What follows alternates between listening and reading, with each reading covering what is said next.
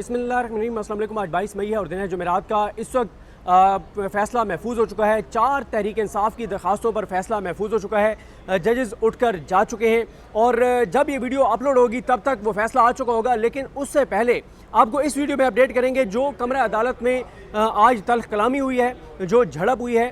फैसल सिद्दीकी साहब सुन्नी इत्तेहाद कौंसिल के वकील हैं और जस्टिस अमीनुद्दीन खान साहब जो बेंच के सरबराह हैं। मैं आपको शुरू में एक चीज़ अर्ज़ कर दूं कि जो फैसल सिद्दीकी साहब हैं ये पाकिस्तान के सुप्रीम कोर्ट के लायक तरीन वकला में से एक हैं, सुप्रीम कोर्ट के बड़े वकीलों में से एक हैं और ये उन वकीलों में से हैं जो बेहतरीन तैयारी के साथ पेश होते हैं। ये उन वकीलों में से हैं जो कभी जजेस से बदतमीज़ी नहीं करते।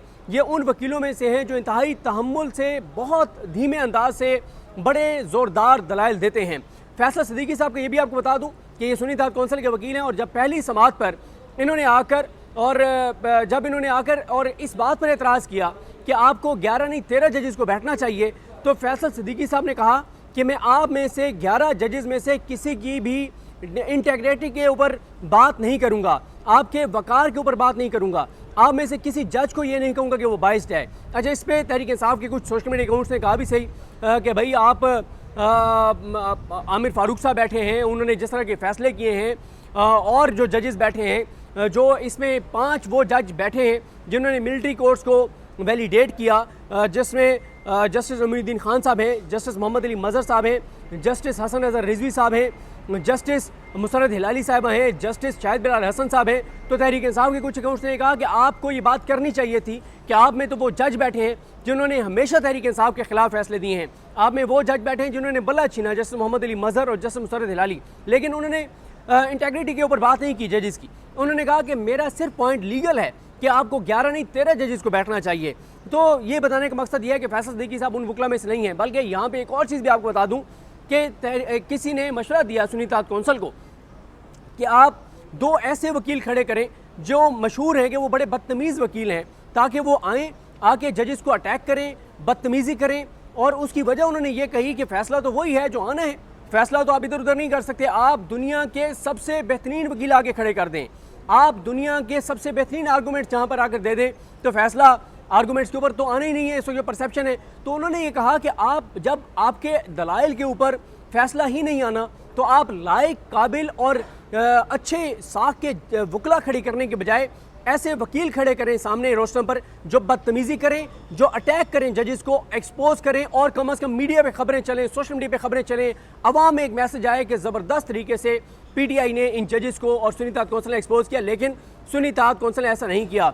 दोनों बड़े ऐसे जज वकला खड़े किए, फैसल सिद्दीकी साहब हों या हामिद खान साहब हों, जो बड़े तहम्मुल से, बड़ी तमीज़ से, बड़े अच्छे लहजे में बात करते हैं। लेकिन आज फैसल सिद्दीकी साहब का भी ज़ब्त उस लम्हे पर जवाब दे गया जब नून लीग के जो वकील हैं उनके दलाइल मुकम्मल हुए। 5 दरखास्तें थीं, 5 में से एक दरखास्त पे एतराज़ात लग गए, वो समाअत के लिए मुकर्रर नहीं की गई। और वो दरखास्त वो है जो समाअत के लिए मुकर्रर नहीं हुई, जिसमें हामिद खान साहब ने पूरे दलाइल के साथ लिखा है कि 26वीं आईनी तरमीम कैसे आई, उसके बाद कोर्ट पैकिंग कैसे हुई, फिर नून लीग और पीपल्स पार्टी ने एग्जेक्टिव ने बैठ के जजेस को सिलेक्ट कैसे किया और इन सिलेक्टेड जजेस के पास ये केसेस कैसे लगे, और फिर वो ये 26वीं आईनी तरमीम वाला जो केस है वो जनवरी में लगा और जनवरी में लगने के बाद जनाब वो आज तक नहीं लगा। तो उन्होंने ये सारे पॉइंट्स जो हैं वो हामिद खान साहब ने उसमें लिखे हुए हैं, लेकिन वो दरखास्त कहा गया कि उसमें तौहीन ज़बान है, अदलिया को स्कैंडलाइज किया गया है, लिहाजा वो समाअत के लिए मुकर्रर नहीं हो सकती।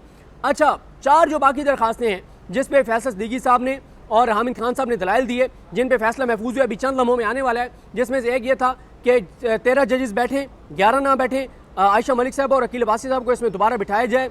दूसरा ये था कि ये उसी बेंच के सामने जाए जो मंसूर अली शाह साहब जिसमें थे, याही अफरीदी साहब थे, मुनीब अख्तर साहब थे, और इसमें यह कहा गया कि कम अज़ कम उन जजेस को तो शामिल करें, मंसूर अली शाह साहब, मुनीब अख्तर साहब, अतर मिनल्ला साहब, शाहिद वहीद साहब और इरफान सादत खान साहब, उनको तो आप ऐड करें। वो एक दरखास्त थी। एक दरखास्त थी कि जब तक 26वीं तरमीम का फैसला नहीं होता तब तक इन दरखास्तों को, इस केस को पेंडिंग रखें, और लाइव स्ट्रीमिंग वाले एक दरखास्त थी। अब जैसे ही इस पे इनके दलाइल हुए हामिद खान साहब के और फैसल सिद्दीकी साहब के, उसके बाद रिस्पॉन्ड किया मखदूम अली खान साहब ने। कोई उन्होंने खास कोई दलील नहीं दी, कोई खास उन्होंने आर्गूमेंट्स नहीं किए, उन्होंने हर चीज़ जजेस पे छोड़ी है। जाहिर है जब पता हो आपको कि इंसाफ ना सिर्फ होगा, नून लीग को पता है कि ये जो बेंच है ये ना सिर्फ इंसाफ करेगा बल्कि इंसाफ होता हुआ नजर आएगा। तो उन्होंने आगे कहा लाइव स्ट्रीमिंग का फैसला भी आपने करना है, हम कुछ नहीं कहते। उन्होंने आकर कहा कि ये 26वीं आईनी तरमीम का केस पहले सुनना है, ये पहले सुनना है, ये फैसला भी आपने करना है। और मोस्टली चीज़ें उन्होंने जजेस पे ही डाल दी हैं कि सर जब आप बैठे हैं तो फैसले तो आपने करने हैं, तो हमें तो कोई मसला नहीं है। नून लीग को तो आप पे पूरा एतमाद है, पूरा भरोसा है। आप सर हुकूमत को तो आप पे पूरा भरोसा है, आप कमाल फैसले करते हैं, आप शानदार फैसले करते हैं, आप बाकमाल फैसले करते हैं, आपके इंसाफ का डंका बज रहा है पूरी दुनिया में इस वक्त। तो हमें कोई मसला नहीं, फैसले तो आपने करने, आप करें फैसला जो भी आपने करना है, हमें कोई मसला नहीं।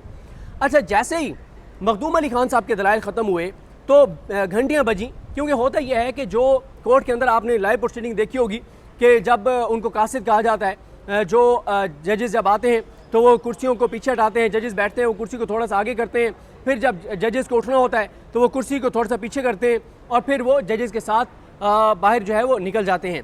तो होता यह है कि आम रूटीन में कि आप 11:30-12 बजे बेंच आए तो जो कासिद होते हैं उन्हें भी पता होता है कि अब ये 1:30 बजे तक केस चलेगा। तो कोई कुछ कोर्ट रूम के अंदर 4-5 बैठ जाते हैं, 4-5 बाहर कोर्ट रूम के बैठे होते हैं, कोई 2-3 चाय पीने चले गए, तो उन्हें पता है कि अभी तो 1.5-2 घंटे चलने हैं।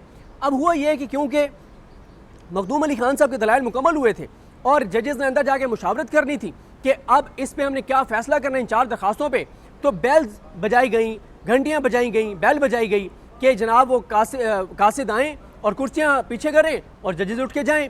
तो जब जैसे ही घंटियाँ बजाई गई तो फ़ौरन फैसल सिद्दीकी साहब खड़े हुए और उन्होंने अपनी कुर्सी पे खड़े, सीट पे खड़े होते ही रोस्टम की तरफ बढ़ते हुए कहा कि सर आपने हमारा रिबटल का जवाब का हक ही ख़त्म कर दिया है। तो अमीनुद्दीन खान साहब ने बड़े कॉन्फिडेंस के साथ कहा आपको क्या ज़रूरत है रिबटल की, किस चीज़ का रिबटल, किस चीज़ का जवाब, किस चीज़ की बात, दरखास्तें थी आपकी, आपने दलाइल दिए, उन्होंने रिस्पॉन्ड किया, बात ख़त्म हो गई। फैसल सिद्दीकी साहब ने कहा सर आप ये क्या बात कर रहे हैं, क्या 26वीं आईनी तरमीम के बाद रिबटल का हक ख़त्म हो गया है? दुनिया की अदालती तारीख में रिबटल का हक मौजूद है, पाकिस्तान की 77 साल तारीख में ये बुनियादी हक है रिबटल कि जब भी कोई केस दायर करता है वो दलाइल देता है, उसका जो रिस्पोंडेंट होता है, जो मुखालिफ फरीक होता है, वो उसका जवाब देता है, तो जो दरख्वास्त देने वाला होता है उसके ऊपर फिर उसके पास एक और राइट होता है कि वो उसके जो जवाब हैं उसका जवाब दे सके। इसे कहा जाता है रिबटल जवाब। तो उन्होंने कहा कि सर क्या आपने हमारा राइट ख़त्म कर दिया है? अगर 26वीं और 3 बार कहा, 3 नहीं 4 बार कहा फैसल सिद्दीकी साहब ने, और बड़ा धाड़ के कहा, बड़े उन्होंने गरजदार आवाज़ में उन्होंने कहा सर आपने क्या 26वीं आईनी तरमीम के बाद रिबटल का हक भी ख़त्म कर दिया है? क्या अब इस मुल्क के अंदर ये भी होगा क्या अब रिबटल का हक भी नहीं है? और उन्होंने कहा कि रिबटल के लिए मुझे चंद मिनट चाहिए सर, 5-7 मिनट, मुझे उतना टाइम नहीं चाहिए जितना आपने रिबटल में ख्वाजा हारिस को दिया है। ये जो मिलिट्री कोर्स वाला केस था उसमें ज़ाहिर है जितना फैसिलिटेट किया गया बेंच की तरफ से ख्वाजा हारिस साहब को, ख्वाजा साहब अच्छे वकील हैं, मैं उनकी ज़ात के ऊपर बात नहीं कर रहा, लेकिन ज़ाहिर है वो जो केस जो ब्रीफ उनके पास था वो बड़ा ताकतवर था, तो इसलिए जजेस ने बड़ा उनको फैसिलिटेट किया और बड़े अच्छे तरीके से उनको सुना। कभी किसी के माथे पे शिकन नहीं आई, बल नहीं आया, कभी किसी जज ने नहीं कहा जल्दी करें, एक बार भी नहीं कहा कि जल्दी बस दे दीजिए दलाइल ख्वाजा हारिस साहब, हम बैठे हैं जब तक आपने दलाइल देने, 56-57 समातें हुई। तो यहाँ पे फैसल सिद्दीकी साहब ने कहा कि आपने हमारा रिबटल का हक ही वापस ले लिया है। आप कह दें कि आपने हमारे रिबटल का हक खत्म कर दिया है, आप कह दें कि आप मुझे और हामिद खान को नहीं सुनेंगे तो बात खत्म, जो मर्जी आप फैसला करें, कर दें हमारे रिबटल का हक खत्म। इस पे डिफेंसिव पे चले गए अमीनुद्दीन खान साहब, इर्द गिर्द जज भी ज़ाहिर है डिफेंसिव पे चले गए और एक बैकफुट पे चले गए कि ये क्या हुआ है। तो बात ये है, फिर उन्होंने जमाल खान मुंतखिल साहब ने कहा नहीं रिबटल का हक आपका मौजूद है, और एक बार तो कमरा अदालत में ना कब्रिस्तान जैसी खामोशी हो गई, ऐसे जैसे कब्रिस्तान में खामोशी होती है ना, सांस लेने की भी आवाज़ नहीं आ रही थी, पिन ड्रॉप साइलेंस, इतनी खामोशी थी फैसल सिद्दीकी साहब के उस गरजने के बाद, उनकी उस गरजदार आवाज़ के बाद, उनके उस स्ट्रॉन्ग दलील के बाद। तो हुआ फिर उसके बाद जजेस को ज़ाहिर है आप कैसे किसी का रिबटल का हक ले सकते हैं, उन्होंने उनका रिबटल का हक दिया, उन्होंने दलाइल दिए और फैसल सिद्दीकी साहब ने आकर बड़े इंपॉर्टेंट पॉइंट्स दिए और फैसल सिद्दीकी साहब ने कहा कि फिर कासिद जो है उनको बिठा दिया गया, फिर जजेस ने बैठ के सुना 15 मिनट 20 मिनट। फैसल सिद्दीकी साहब ने कहा कि हजूर आप 11 जजेस बैठे हैं, ऑर्डर ऑफ द कोर्ट 11 जजेस साइन करेंगे, 2 जो कमरा अदालत में बैठ के सुन ही नहीं रहे वो कैसे साइन कर सकते हैं।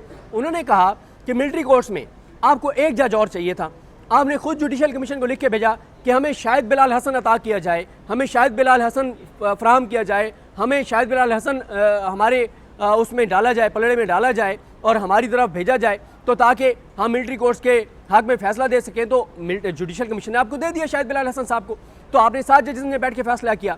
तो उन्होंने ये कहा कि अब भी आप ये कर सकते हैं, आप जुडिशल कमीशन को लिख के भेजें कि हमें 2 जज और चाहिए, हम 11 हैं, 13 को सुने, आप 13 बैठ के सुने। तो ये आप 11 जज बैठ के कैसे 13 जजेस का रिव्यू सुन सकते हैं? आप तो सुन ही नहीं सकते। 13 जजेस का रिव्यू 13 जजेस से सुनेंगे।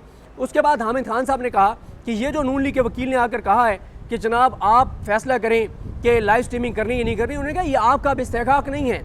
अगर मेन जो केस था वो लाइव गया है, पूरी कौम ने सुना है, ये अवामी मफाद का मसला है, ये पाकिस्तान के लोगों का मसला है, ये पाकिस्तान के लोगों का केस है। अगर उन्होंने कहा कि वो केस लाइव गया है तो ये उसका रिव्यू भी लाइव जाएगा। और हामिद खान साहब यही कहना चाह रहे हैं और PTI यही कह रही है कि अगर आपका दामन साफ़ है, अगर आपके हाथ साफ़ हैं, अगर आपने इंसाफ कर रहे हैं, अब एक जज ने करना ही इंसाफ है तो देखें पूरी दुनिया, करें आप लाइव, पूरी दुनिया देखेगी, उसने इंसाफ ही करना है ना। देखें अब फैसला महफूज हुआ है, इस वक्त जजेस उठकर चले गए हैं, फैसला महफूज है। किसी लम्हे जब ये वीडियो अपलोड होगी उससे पहले शायद फैसला आ चुका हो।